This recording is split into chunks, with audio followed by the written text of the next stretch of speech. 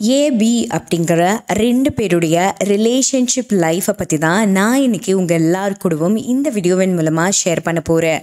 So இந்த வீடியோவில் வரக்கூடிய ஏபி அப்படிங்கிற இந்த 2 கேரக்டர்ஸை பற்றின புரிதல் உங்களுக்கு வேணுங்கிறதுக்காக ஒன் லைனரில் எக்ஸ்பிளைன் பண்ணிடுறேன். ஏ அப்படிங்கிறவங்க ஆணாக தான் இருக்கணும், பெண்ணாக இருக்கக்கூடாது அப்படின்னு நீங்கள் முடிவு பண்ணிடாதீங்க. ஏ அப்படிங்கிறவங்க ஆணாகவும் இருக்கலாம் அல்லது பெண்ணாகவும் இருக்கலாம். அதே சேம் டைம் பி அப்படிங்கிறவங்க ஆணாக தான் இருக்கணும் இல்லை பெண்ணாக தான் இருக்கணும் அப்படின்னு நீங்களே முடிவு பண்ணிடாதீங்க. அதுவும் ஆணாகவும் இருக்கலாம் அல்லது பெண்ணாகவும் இருக்கலாம். புரிஞ்சுதுங்களா? ஸோ அதனால் நீங்கள் கான்ட்ரவர்சியை க்ரியேட் பண்ணிக்க கூடாது அப்படிங்கிறதுக்காக தான் நான் இந்த எக்ஸ்ப்ளனேஷனை சொல்கிறேன். ஏ அப்படிங்கிறவங்க யாராக வேணா இருக்கலாம், பி அப்படிங்கிறவங்க யாராக வேணா இருக்கலாம். ஸோ இந்த புரிதலோட இந்த வீடியோவை பார்க்க ஸ்டார்ட் பண்ணுங்க. ஏ அப்படிங்கிறவங்க பி அப்படிங்கிறவங்களுக்கு ப்ரப்போஸ் பண்ணுறாங்க. அந்த ப்ரப்போசலை பி அப்படிங்கிறவங்க கொஞ்சம் டைம் எடுத்துக்கிட்டு நல்லா யோசித்து முடிவு பண்ணி தான் அந்த ப்ரப்போசலை அக்செப்ட் பண்ணுறாங்க. ஏ அப்படிங்கிறவங்க ப்ரப்போஸ் பண்ண அந்த முதல் நாளில் இருந்து பி அப்படிங்கிறவங்களுக்கு என்னெல்லாம் பிடிக்கும், அவங்களுக்கு என்னெல்லாம் தேவைப்படுது, அவங்க என்னெல்லாம் நினைக்கிறாங்க அப்படிங்கிறத முழுவதுமாக தெரிஞ்சுக்கிட்டு அவங்களுடைய டிசையர்ஸ்க்காக அவங்களுடைய நீட்ஸ்க்காக நிறையவே எஃபோர்ட்ஸ் எடுக்கிறாங்க. தன்னால் முடிஞ்ச அளவுக்கு மினிமம் அண்ட் மேக்ஸிமம் எஃபோர்ட்ஸை ஏ அப்படிங்கிறவங்க கொடுத்துக்கிட்டே இருக்காங்க. நம்ம பார்ட்னருக்கு தேவையானதை தேவையான நேரத்தில் தரணும் அப்படிங்கிறதுல மட்டும் எப்போவுமே கான்ஷியஸாக இருக்காங்க ஏ அப்படிங்கிறவங்க. தனக்கு தேவையான பொருட்களை வாங்கி கொடுக்கறதுல இருந்து அவங்கள பெஸ்ட்டாக ஃபீல் பண்ண வைக்கிறதுல இருந்து எல்லாத்தையுமே பார்த்து பார்த்து பண்ணிக்கிட்டே இருக்காங்க ஏ அப்படிங்கிறவங்க. ஸோ இந்த பொருட்கள் வாங்கி தராங்களா அப்படின்னு உடனே ஆண்கள் தான் பெண்களுக்கு பொருட்கள் வாங்கி தருவாங்கன்னு நீங்கள் முடிவு செஞ்சிட முடியாது. இந்த ஜெனரேஷனில் முன்னொரு ஜெனரேஷன்லேயும் இது மாதிரி தான் இருந்தது. பட் அது வெளிச்சத்துக்கு வரல. அதுக்கு பதிலாக எப்போவுமே ஆண்கள் தான் பெண்களுக்கு பொருட்கள் வாங்கி கொடுத்துட்ருப்பாங்க அப்படின்னு சொல்லி போர்ட்ரேட் ஆகிட்டு இருந்தது. ஆனால் இப்போது வெளிச்சத்துக்கு நல்லா தெளிவாகவே வந்துருச்சு. எத்தனையோ இடங்களில் 90 விழுக்காடு பெண்கள் ஆண்களுக்கு என்ன பிடிக்கும், ஆண்களுக்கு என்ன தேவை, ஆண்களுக்கு இந்த மாதிரி கலர் ஷர்ட் பிடிக்கும், இந்த சாப்பாடு பிடிக்கும், ஆண்களை என்ன மாதிரி மோட்டிவேட் பண்ணணும், என்கரேஜ் பண்ணணும் அப்படிங்கிற வரைக்கும் பெண்கள் எஃபோர்ட் எடுக்க ஆரம்பிச்சிட்டாங்க அப்படின்னு தான் சொல்லணும். ஸோ அதனால் பொருட்கள் வாங்கி ஒரு பார்ட்னரை இம்ப்ரெஸ் பண்ணுறாங்க அப்படின்னா அது ஆண்கள் தான் பண்ணுவாங்க, பொருட்கள்லாம் இன்வெஸ்ட் பண்ணுறது ஆண்கள் தானே அப்படின்னு நீங்கள் முடிவு செஞ்சிட முடியாது. நிறைய இடங்களில் பெண்களும் ஆண்களுக்கு தேவையான இன்வெஸ்ட்மெண்ட்டை பண்ணிட்டு தான் இருக்காங்க. ஸோ ஃபைனலி 2 பேருக்கும் மேரேஜ் ஃபிக்ஸ் ஆகுது. 2 பேரும் மேரேஜ் லைஃப்குள்ளே நுழைய போகிற ஸ்டேஜ் உருவாகிடுது. ஸோ இந்த டைமில் கூட பி அப்படிங்கிறவங்கள ஹர்ட் பண்ணிடவே கூடாது. எந்த ஒரு வார்த்தையும் எந்த ஒரு செயல்களும் எப்போவுமே பி அப்படிங்கிறவங்கள ஹர்ட் பண்ணிடவே கூடாதுங்கிறதுல கான்ஷியஸாக இருக்காங்க ஏ அப்படிங்கிறவங்க. ஸோ இந்த இடத்துலையும் தன்னுடைய 100% எஃபோர்ட்டை கொடுக்கணும். நம்மளுடைய பார்ட்னர் எந்த இடத்துலையுமே டாமினேட் பண்ணப்பட்டுடக்கூடாதுங்கிறதுக்காக அந்த மொத்த மேரேஜ் செலவையுமே ஏ அப்படிங்கிறவங்க எடுத்து நடத்த ட்ரை பண்ணுறாங்க. அதுலேயும் பிங்கிறவங்க கிட்ட என்ன சொல்கிறாங்க அப்படின்னா, உன் செலவை நீயே தான் பண்ண மாதிரி இந்த சொசைட்டி கிட்ட நீ ப்ரொஜெக்ட் பண்ணணும். நானும் அப்படி தான் ப்ரொஜெக்ட் பண்ண போகிறேன். உன் செலவை நீ பார்த்த மாதிரியும் என் செலவை நான் பார்த்த மாதிரியும் 2 பேரும் சேர்ந்து எஃபோர்ட் போட்ட மாதிரியும் தான் நான் காட்ட போகிறேன். ஆனால் நான் தான் உனக்கு எல்லாமே பண்ண போகிறேன் அப்படிங்கிறத அவங்களுக்கு கொடுத்து ஃபீல் பெட்டராக கூலாக அவங்களோட மனசை எப்போவுமே வச்சுக்கிறதுக்கு இவங்க ட்ரை பண்ணிக்கிட்டே இருக்காங்க. என் பார்ட்னருக்கு எந்த ஸ்ட்ரெஸ்ஸும் கொடுக்கக்கூடாது, என் பார்ட்னரை எப்போவுமே ரிஸ்க் எடுக்கிறதுக்கு நான் விடவே மாட்டேன், என் பார்ட்னர் கொஞ்சம் கூட மூளையை கசக்கக்கூடாது, கொஞ்சம் கூட என் பார்ட்னர் அலைச்சல் ஆகவே கூடாது அப்படிங்கிறதுல ஏ அப்படிங்கிறவங்க ரொம்பவுமே கான்ஷியஸாக இருக்காங்க. ஸோ ஃபைனலி மேரேஜும் நல்லபடியாக முடியுது. அதே மாதிரி சொசைட்டி கிட்ட 2 பேரும் வெல் செட்டில்டு லைஃப் ஸ்டைலை வாழறதுக்கு போகிற மாதிரியான ஒரு பாவனையை உருவாக்கிடுறாங்க. ஸோ இப்போ அவங்க 2 பேரும் அழகாக லைஃப்குள்ளே நுழையும் போது ரொம்ப சூப்பர்பான ஒரு லைஃப் ஸ்டைலை 2 பேரும் வாழ ஆரம்பிக்கிறாங்க. அப்படியே சில நாட்கள் ஆகுது, சில வாரங்கள் ஆகுது, சில மாதங்கள் ஆகுது, அந்த மாதங்கள் சில வருஷங்கள் ஆகுது. ஸோ ஃபைனலி சில வருஷங்களுக்கு பிறகு அந்த அப்படிங்கிறவங்க ஒரு விதமான மன அழுத்தத்துக்கு ஆளாகிறாங்க. மனசெல்லாம் ட்ரெயின் ஆகிடுது. எஸ், இல்லாமை உருவாகுது. ஏதோ ஒன்று நம்மக்கிட்ட இல்லாத உணர்வு உருவாகுது. என்ன இல்லைன்னு அவங்களால ஃபைண்ட் அவுட் பண்ண முடியாத ஒரு உணர்வு. ராத்திரியில் தூக்கம் இல்லை, பகலில் ஏன் நாம் வேலை பார்க்குறோம், எதுக்காக வேலை பார்க்குறோம் அப்படின்னு சொல்லி பர்ஃபெக்டாக இருந்த தன்னுடைய பிஸ்னஸை, தன்னுடைய கரியரை அவங்களே எந்த விதமான கவனமும் எந்த விதமான ஈடுபாடும் இல்லாமல் கொஞ்சம் கொஞ்சமாக அதன் மேலே இருக்கக்கூடிய பற்று குறைஞ்சிட்டே வருது. நல்லா பிஸ்னஸ் பண்ணிகிட்ருப்பாங்க, நல்லா ஜாப் போயிட்டுருப்பாங்க. ஆனால் இதுக்கு மேலே நம்ம ஜாப் போய் என்ன யூஸ் அப்படிங்கிற மாதிரியான ஒரு உணர்வு உருவாகுது. அதுக்கு காரணத்தை அவங்களால கண்டுபிடிக்கவே முடியாமல் போயிடுது. ஏதோ ஒன்று இல்லை, அந்த இல்லாதது என்ன அப்படின்னே தெரியல அப்படிங்கிறதுக்காகவும் அது கண்டுபிடிக்கவே முடியல, காரணம் என்னங்கிறத என்னால் கண்டுபிடிக்கவே முடியலைங்கிற அந்த கோபமும் உருவாக நாள் கணக்கில் அதே மனநிலையோடு தொடரும் பொழுது மன அழுத்தம், வேதனை, மன உளைச்சல் வர ஆரம்பிக்குது. இதுக்கு காரணம் என்னவா இருக்கும்? நல்லா யோசிச்சு பாருங்க. கண்டிப்பாக காரணம் இருக்குது. நீங்கள் எல்லாரும் 777 சார்லி அப்படிங்கிற மூவியை பார்த்துருக்கீங்களா? கண்டிப்பாக நிறைய பேர் பார்த்துருப்பீங்க. பார்க்காதவங்க இருக்கீங்க அப்படின்னு சொன்னால் நிச்சயமாக அந்த படத்தை ஒரு முறை ட்ரை பண்ணி பாருங்கள். ஸோ இந்த 777 சார்லி அப்படிங்கிற படத்துடைய மைய கரு என்ன தெரியுமா? அழகாக சொல்லியிருப்பாங்க அந்த படத்தில். ஹீரோக்கு பார்த்தீங்க அப்படின்னா துணைன்னு யாருமே இல்லை.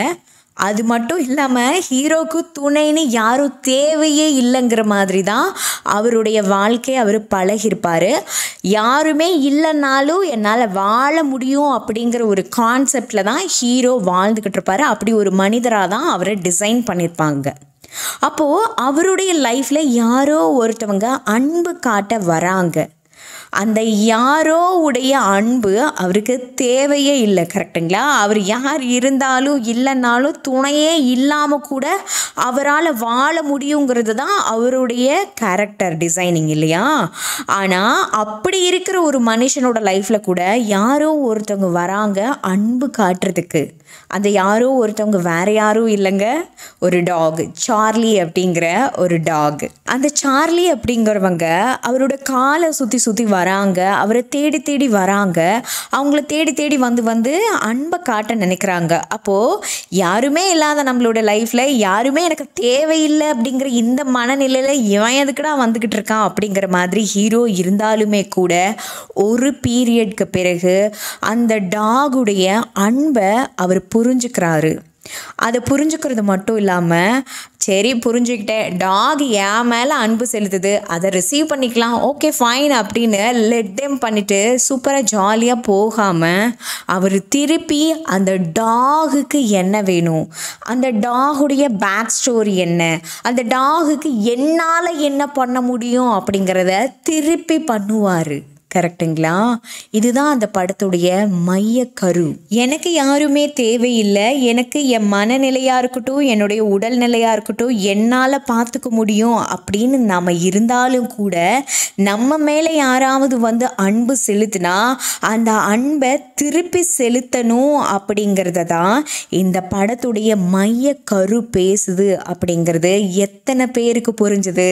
அதாவது அந்த டாக் அவரோட லைஃப்பில் வரவே இல்லைனால எப்படியோ அவர் வாழ்ந்துட்டு தான் இருப்பார்.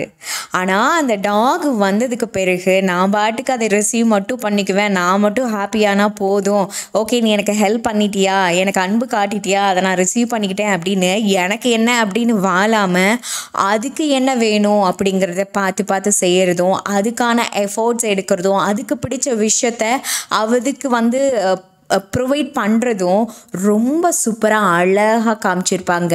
மனிதர்களுக்கு இடையில், அதுவும் பார்ட்னர்ஷிப் 2 பேத்துக்கு இடையில் நம்மளால் அதை மெயின்டைன் பண்ணவே முடியாதோ அப்படிங்கிற மாதிரியெல்லாம் இன்றைக்கி நம்ம இருக்கோம். ஆனால் அந்த படத்தில் அதை தாங்க கருவாக அமைச்சிருப்பாங்க.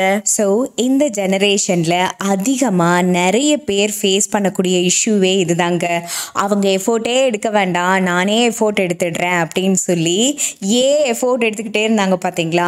அவங்களாம் மேரேஜுக்கு செலவு பண்ண வேண்டாம், நானே செலவு பண்ணிக்கிறேன். என்கிட்ட ஒரு மேம் சொன்னாங்க, நான் வந்து பிஃபோர் மேரேஜ் லைஃப்பில் பார்த்தீங்க அப்படின்னு சொன்னால் அவங்கள காயப்படவே விட மாட்டேன், நானே அவங்களுக்கு செலவுக்கு எல்லாம் கொடுத்துருவேன் அப்படின்வாங்க.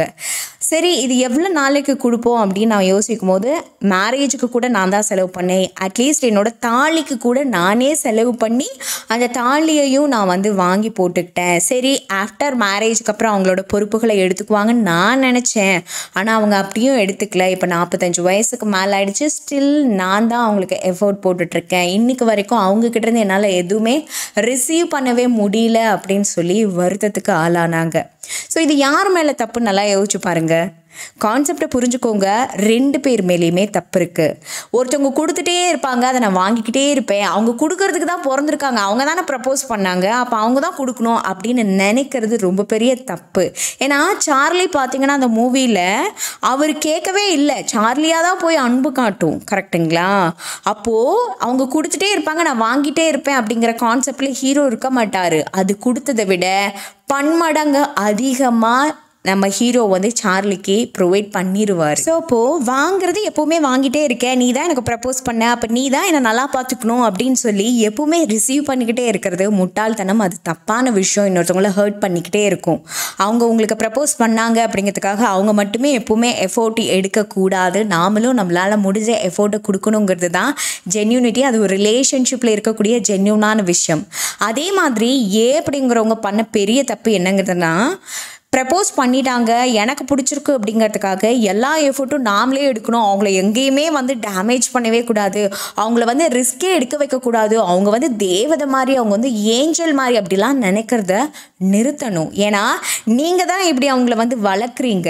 அவங்கள இப்படியே ப்ரோக்ராம் பண்ணிட்டீங்க அப்படின்னா கண்டிப்பாக நீங்கள் நினைக்கிற மாதிரி 30 வயசு 40 வயசுக்கு அப்புறம் அவங்க எந்த விதமான எஃபோர்ட்டும் எடுக்கவே மாட்டாங்க. அவங்க அப்படி கேர்லெஸ்ஸாக இருக்கிறதுக்கு காரணம் வேறு யாரும் இல்லை, நீங்கள் தான். ஏன்னா நீங்கள் தான் எஃபோர்ட் எடுத்து அவங்கள நான் எஃபோர்ட்லெஸ்லேயே இருப்பேன் அப்படின்னு சொல்லி ப்ரோக்ராம் பண்ணியிருக்கீங்க. அப்போது 2 பேர் சைட்லேயுமே அன்பை எப்போவுமே நான் கொடுத்துக்கிட்டே இருப்பேன் அப்படிங்கிற தாட் ஒருத்தவங்க கிட்டே இருக்குது. ஆனால் ஒரு பீரியட்க்கு அப்புறம் நீங்கள் எதிர்பார்த்தீங்க அப்படின்னா கிடைக்காது. ஏன்னா அவங்க அந்த மாதிரியான ஸ்டேஜை கொடுக்குற ஸ்டேஜில் இருக்க மாட்டாங்க, அவங்கக்கிட்ட அது இருக்கவே இருக்காது, அந்த ப்ரோக்ராமே இருக்காது.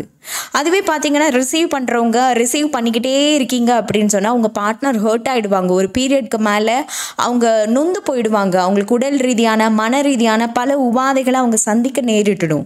ஸோ அதனால் ரிலேஷன்ஷிப்போட பேட்டர்னே எப்படின்னா, நான் ஒரு எஃபோர்ட் கொடுக்குறேன்னா நீங்கள் திருப்பி ஒரு எஃபோர்ட் கொடுக்கும்போது நான் சாட்டிஸ்ஃபை ஆகிடுவேன் இல்லையா, மறுபடியும் நான் எஃபோர்ட் கொடுப்பேன், மறுபடியும் நீங்கள் எனக்கு எஃபோர்ட் திருப்பி பண்ணும்போது அந்த இடத்துல பேலன்ஸ் ஆகிட்டே வரும். ஸோ இப்படி தான் ரிலேஷன்ஷிப்பை மெயின்டைன் பண்ணணும். இதை நீங்கள் புரிஞ்சுக்கணும். என் பார்ட்னர் என் கூட இருந்தால் போதும் அப்படின்னு நீங்கள் நினைக்கிறீங்க இல்லையா, அப்போ இருந்தால் போதும் அப்படின்னாலே நீங்களே எஃபோர்ட் கொடுத்துட்டே இருப்பீங்க கடைசி வரைக்கும். ஸோ மனிதனாக அவங்க நம்ம கூட இருக்காங்க அப்படிங்கிறதெல்லாம் பெரிய விஷயமே இல்லை.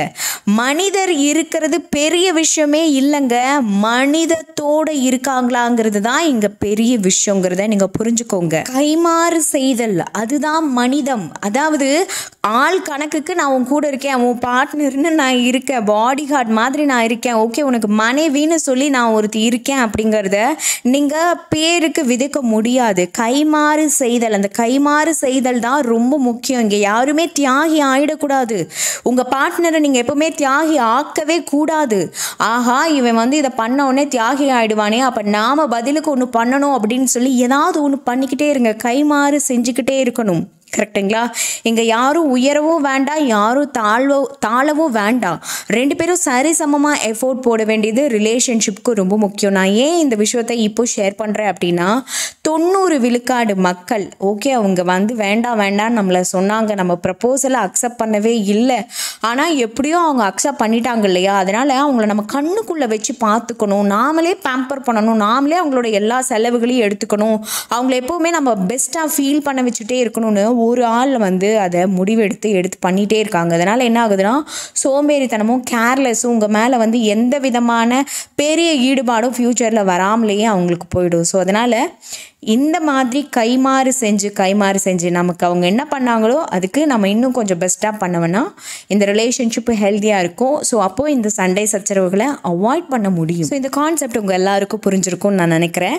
இதுக்கு ரிலேட்டடாக உங்களுக்கு வேறு ஏதாவது டவுட் இருக்குன்னா கீழே கமெண்ட் பாக்ஸில் என்கிட்ட கேளுங்க. நான் நிறைய பேருக்கு இது போன்ற கவுன்சிலிங் எல்லாம் ப்ரொவைட் பண்ணிட்டுருக்கேன். ரிலேஷன்ஷிப் ரிலேட்டடான கவுன்சிலிங்லாம் ப்ரொவைட் பண்ணிட்டுருக்கேன். ஒருவேளை உங்களுக்கும் தேவைப்படுது அப்படின்னா கீழே டிஸ்பிளே ஆகிட்டுருக்கக்கூடிய நம்மளுடைய வாட்ஸ்அப் கான்டாக்ட் நம்பருக்கு மெசேஜ் பண்ணுங்கள். ஒரு ரிலேஷன்ஷிப்பை நம்ம எப்படி ஹேண்டில் பண்ணணும், எப்படி பேம்பர் பண்ணணும், எந்த அளவுக்கு நாம் அந்த ரிலேஷன்ஷிப்பை பில்டு பண்ணணும் அப்படிங்கிறத பற்றின எல்லா கவுன்சிலிங்கும் சைக்கலாஜிக்கல் ரீதியான அண்ட் லா ஆஃப் அட்ராக்ஷன் ரிலேட்டடான கவுன்சிலிங் எல்லாம் ப்ரொவைட் பண்ணிகிட்ருக்கேன். ஒருவேளை உங்களுக்கும் தேவைப்படுது அப்படின்னு சொன்னால் மறக்காமல் வாட்ஸ்அப்பில் மெசேஜ் பண்ணுங்கள்.